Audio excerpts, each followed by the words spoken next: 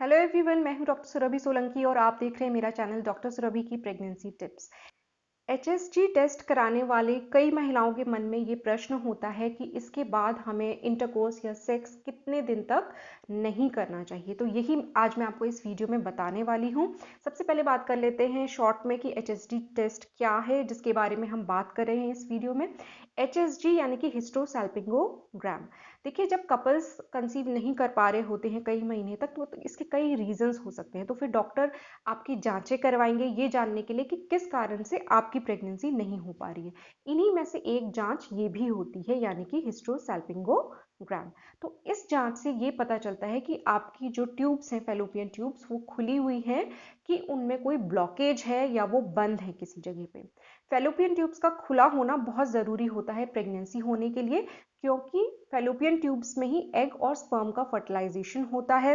अगर कहीं रुकावट होगी तो एग और स्पर्म मिल नहीं पाएंगे और वहां पे फर्टिलाइजेशन नहीं हो पाएगा, क्योंकि एग और स्पर्म का फर्टिलाइजेशन फैलोपियन ट्यूब में ही होता है।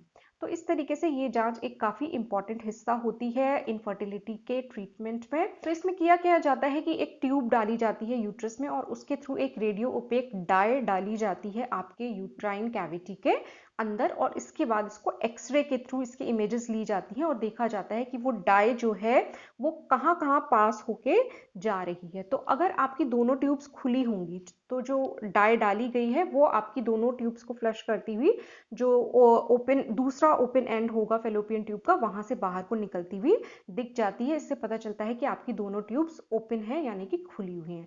अगर कोई रुकावट होती है तो वो डाई जो है वहां उस रुकावट के आगे नहीं बढ़ पाती है, और इस चीज को इमेजेस जो ली जाती हैं उसमें देखा जा सकता है। तो इस तरीके से पता चलता है कि इस पर्टिकुलर जगह पे आपकी ब्लॉकेज है, क्योंकि डाई वहां से आगे नहीं बढ़ पा रही है। तो इस तरीके से पता चल जाता है कि आपकी ट्यूब जो है वो खुली है कि बंद है। ये टेस्ट कब कराया जाता है आपकी मेंस्ट्रुअल साइकिल में? जब आपका डे 6 होता है उससे लेकर जो डे 10 होता है उसके बीच में जनरली प्रेफर किया जाता है ये टेस्ट कराना।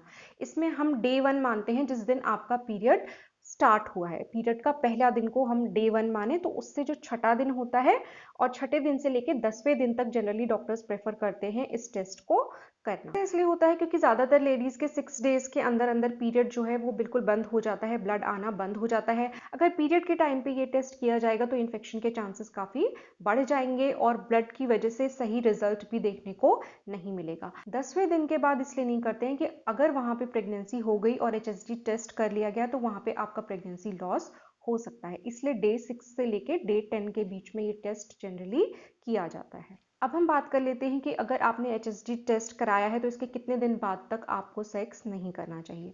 तो देखिए, ज़्यादातर डॉक्टर्स की यही रिकमेंडेशन है कि जिस मेंस्ट्रुअल साइकिल में आपको एचएसजी टेस्ट कराना है उसके डे 1 मतलब जिस दिन पीरियड का पहला दिन होता है उसको डे 1 बोलते हैं। डे 1 से लेके एचएसजी टेस्ट जब आपका पूरा हो गया है उसके 48 आवर्स के बाद तक आप सेक्स को अवॉइड करें। यानी कि एचएसजी टेस्ट होने के बाद कम से कम 2 दिन तक सेक्स अवॉइड करें। कुछ डॉक्टर्स थोड़ी इसमें अलग सलाह भी दे सकते हैं, जैसे कि आपको कुछ दिन और सेक्स करने के लिए मना कर सकते हैं, तो अपने डॉक्टर की एडवाइस फॉलो कीजिए। तो होपफुली आज का ये वीडियो आपको कुछ यूजफुल लगा होगा, काम का लगा होगा। अगर अच्छा लगा है तो वीडियो को लाइक कीजिए और मेरे चैनल को सब्सक्राइब कीजिए। मेरे चैनल को सपोर्ट करने का एक और तरीका है, आप वो ब्लू ज्वाइन बटन प्रेस करके चैनल के मेंबर बन सकते हैं। गोल्ड मेंबरशिप ज़्यादा एक्सपेंसिव नहीं है, सिर्फ 59 रुपीज़ पर मंथ उसका चार्ज होता है। तो आप इस तरीके से भी चैनल को सपोर्ट कर सकते हैं। मैं आपसे मिलूंगी अपने अगले वीडियो में, तब तक के लिए अपना ख्याल रखिए।